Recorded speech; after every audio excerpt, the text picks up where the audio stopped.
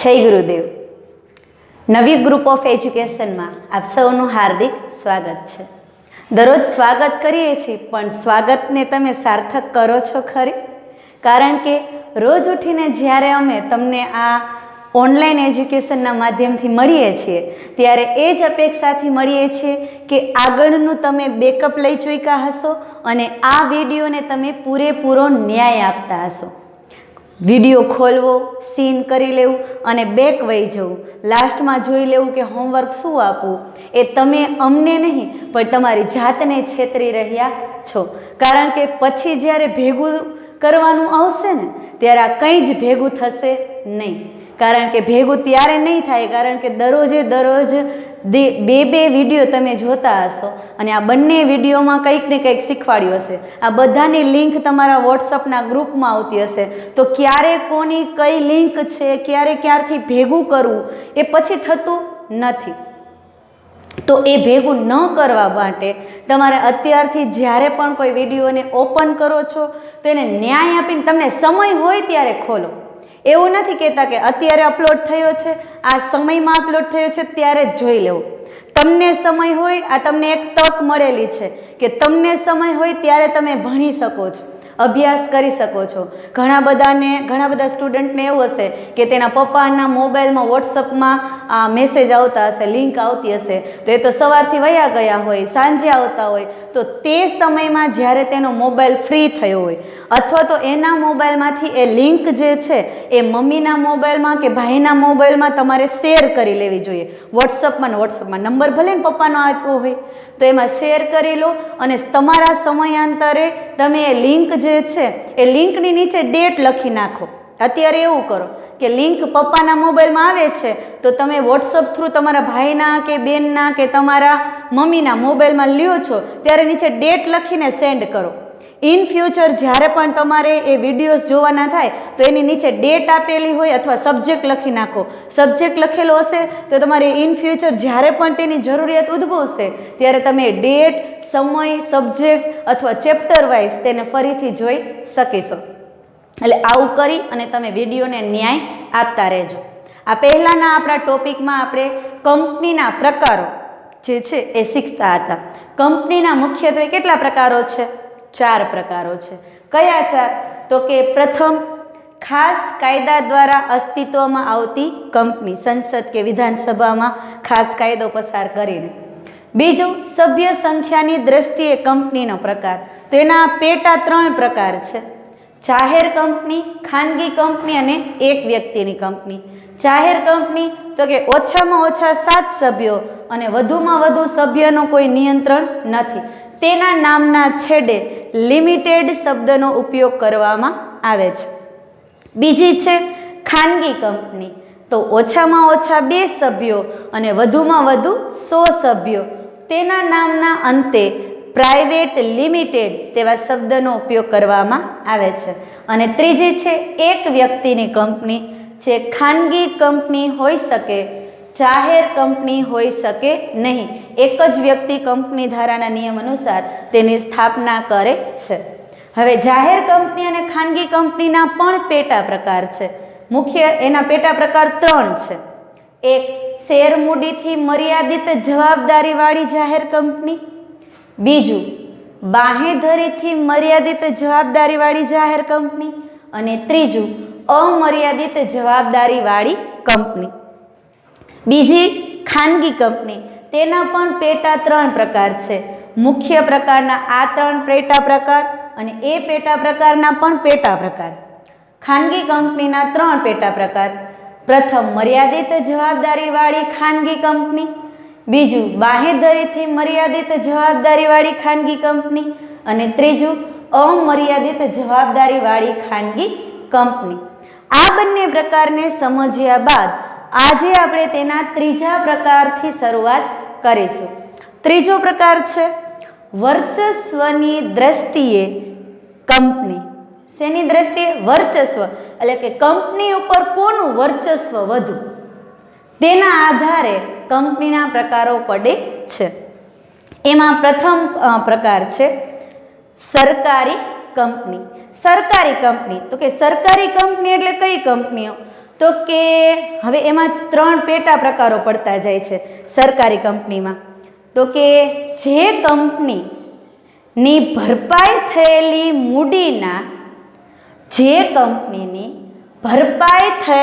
મૂડીના ઓછામાં ઓછા 51% કે તેથી વધુ શેર, ઓછામાં ઓછા 51% કે તેથી વધુ શેર. ભરપાઈ થયેલી મૂડી એ આગળ આપણે 8મો પાઠ શીખીશું, મૂડીના પ્રાપ્તિ સ્થાનો. તેમાં શેર મૂડી વિશે અભ્યાસ કરીશું. ત્યારે તમને ખ્યાલ આવશે કે આ ભરપાઈ થયેલી મૂડી એટલે શું. ભરપાઈ થયેલી એટલે તો કે જાહેર જનતા પાસેથી આપણે જે મૂડી એકત્ર કરવાના હોય એ મૂડીનું પ્રમાણ. આ ભરપાઈ થયેલી જે મૂડી છે તેના ઓછામાં ઓછા 51% કે વધુ શેર કોના? તો કે કેન્દ્ર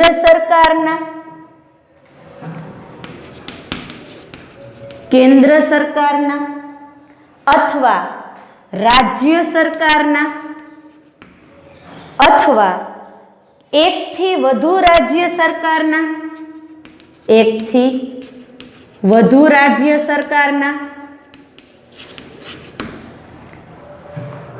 અથવા કેન્દ્ર સરકાર અને એક કે એકથી વધુ રાજ્ય સરકાર સાથે મળીને ધરાવતી હોય. ફરીથી એને સમજી લઈએ.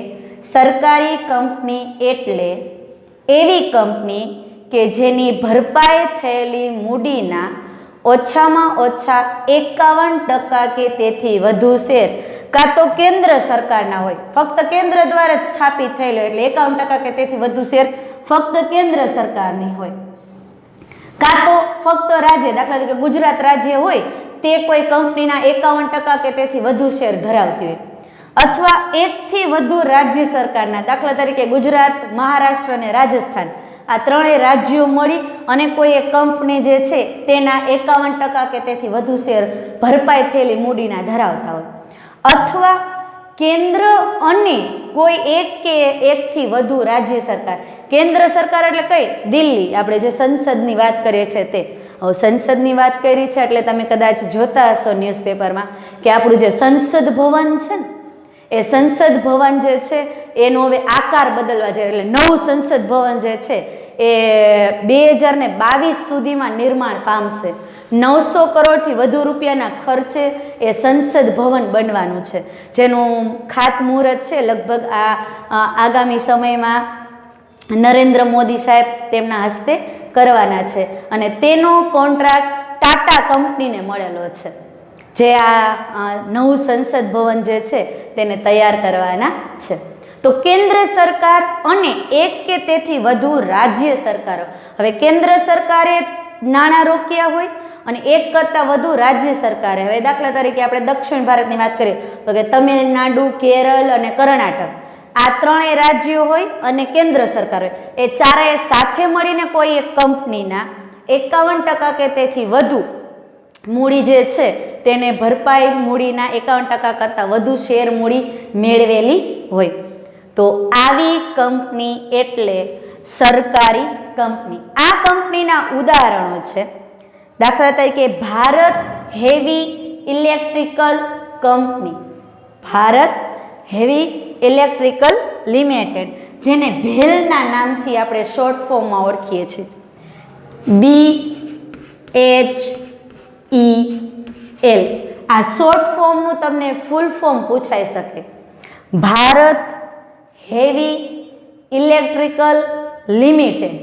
લિમિટેડ શબ્દ આવ્યો એટલે કઈ કંપની હશે? આ જાહેર કંપની હશે. એટલે જાહેર કંપનીના શેર જાહેર જનતા પણ ખરીદી શકે છે, પણ સરકાર એનો હિસ્સો કેટલો રાખશે? 51% કે તેથી વધુ. એટલે વર્ચસ્વ કોનું વધુ હશે? સરકારનું. માટે તે કંપનીને કઈ કંપની કહેવાય? સરકારી કંપની. કઈ કંપની? સરકારી કંપની. ત્યાર પછી વર્ચસ્વની દ્રષ્ટિએ કંપનીનો બીજો પ્રકાર છે શાસક કંપની. કઈ કંપની? શાસક. શાસક આ શબ્દ તમે સામાજિક વિજ્ઞાનમાં જોઈ કહે છે કે શાસકો હતા. તો અહીં આપણે કંપનીની દ્રષ્ટિએ વાત કરીએ તો કોઈ એક કંપની અન્ય કંપનીના, કોઈ એક કંપની, આપણે બે કંપની ઊભી કરી દઈએ ચાલો, એક છે એબીસી કંપની અને બીજી છે XYZ કંપની. બે કંપની. કોઈ એક કંપની અન્ય કંપનીના 50% કરતાં વધુ શેર ધરાવતી હોય તો તેને શાસક કંપની કહે છે. હવે આ એબીસી કંપની XYZ કંપનીના 50% કરતાં વધુ શેર ખરીદી લે અથવા તો મેળવી લે. ક્યારેક આવું મર્જર થતું હોય ને ત્યારે પણ એવું થાય. અત્યારે કદાચ તમે ખ્યાલ હશે કે આઈડિયા અને વોડાફોનનું મર્જર થઈ ગયું, એટલે એ VI બની ગયું. વોડાફોનનો V અને આઈડિયાનો I, VI આ બંને મર્જ થયા. બંને ટેલિકોમ કંપનીમાં પોતાનું વર્ચસ્વ વધારવા માટે થઈને આ પ્રયત્ન કર્યા. તો માની લો એ બંનેમાંથી વોડાફોને કે આઈડિયાએ, તો વોડાફોન કંપનીએ જો આઈડિયા કંપની ખરીદી લીધી હોય તો આઈડિયા કંપનીના તેને 50% કે તેથી વધુ શેર ખરીદ્યા હોય તો વોડાફોન કંપની કઈ કંપની બની જાય? શાસક કંપની. કઈ કંપની? શાસક. અને આઈડિયા જે છે એ કઈ કંપની બનશે? ગૌણ કંપની બનશે. હમણાં એની આગળ આપણે વ્યાખ્યા જોઈએ.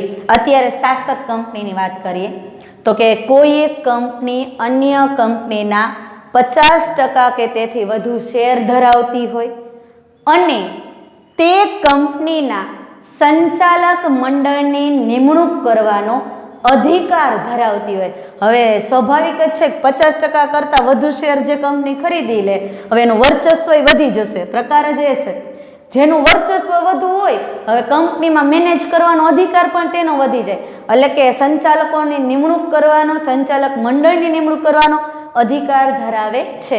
માટે તે કંપનીને શાસક કંપની કહેવામાં આવે છે. ત્યાર પછી છે ગૌણ કંપની. કઈ કંપની? ગૌણ. શાસક સમજાય છે ને એટલે ગૌણ સમજાઈ જશે કે જે કંપનીના 50% કે તેથી વધુ શેર અન્ય કોઈ કંપની ધરાવતી હોય. હવે દાખલા તરીકે તમારી XYZ કંપની છે તમારી અને મારી એબીસી કંપની છે. હવે તમારી કંપનીના 50% કે તેથી વધુ શેર મારી કંપની એટલે કે એબીસી કંપની ધરાવતી હોય તો તમારી કંપની કઈ બનશે? ગૌણ કંપની. અને મારી કંપની એ શાસક કંપની બની જશે. બીજું, તમારી કંપનીના સંચાલક મંડળની નિમણૂક કરવાનો અધિકાર જેની પાસે 50% કે તેથી વધુ શેર છે તે ધરાવતી હોય તો તે ગૌણ કંપની બને છે. સમજાઈ ગયું બંને વર્ચસ્વની દ્રષ્ટિએ? હવે અહીં ગૌણ કંપનીનું વર્ચસ્વ શું થઈ જશે? ઘટી જશે. કારણ કે શાસક કંપની પાસે તેના અધિકારો વહી જશે મેજોરિટીના પ્રમાણમાં. કેમ કે શેરનું પ્રમાણ પણ કોની પાસે વધુ હશે? શાસક કંપની પાસે. એટલે આ થયું વર્ચસ્વની દ્રષ્ટિએ કંપનીના પ્રકારો.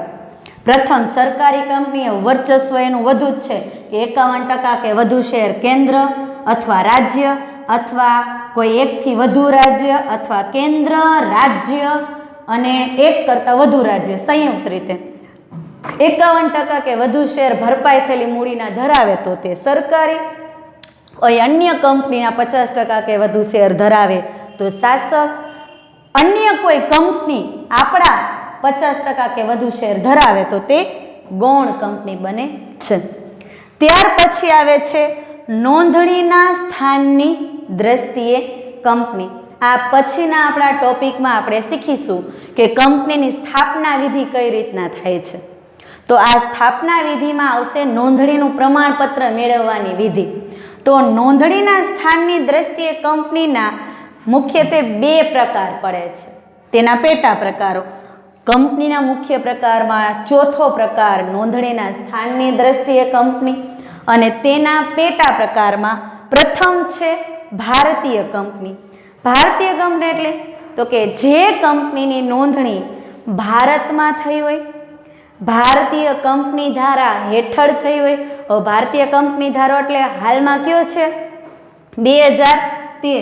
પણ એના પહેલાનો કયો હતો? તો કે 1956.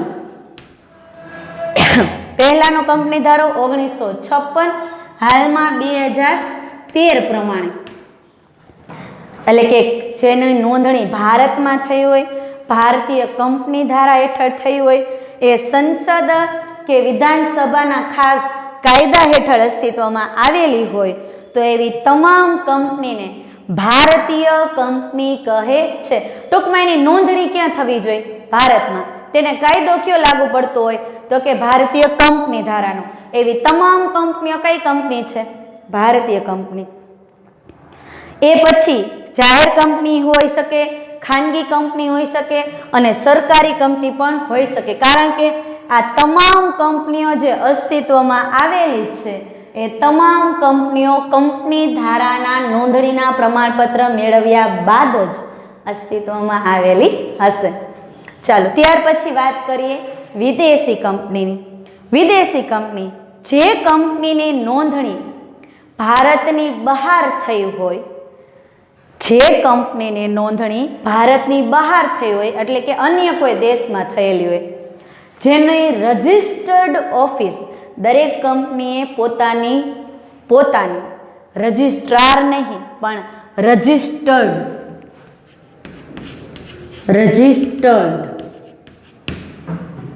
રજિસ્ટર્ડ ઓફિસ જે છે એ ભારતની બહાર હોય, પરંતુ તેનું ધંધાનું અસ્તિત્વ અથવા તો ઉત્પાદન જે પણ કહીએ તે અથવા તો વેપાર એ ભારતમાં થતો હોય, તેનું અસ્તિત્વ, તેનું ઉત્પાદન કે તેનો વેપાર ભારતમાં થતો હોય પણ એની નોંધણી ભારતમાં થઈ હોય નહીં, તેવી તમામ કંપનીઓ વિદેશી કંપની છે.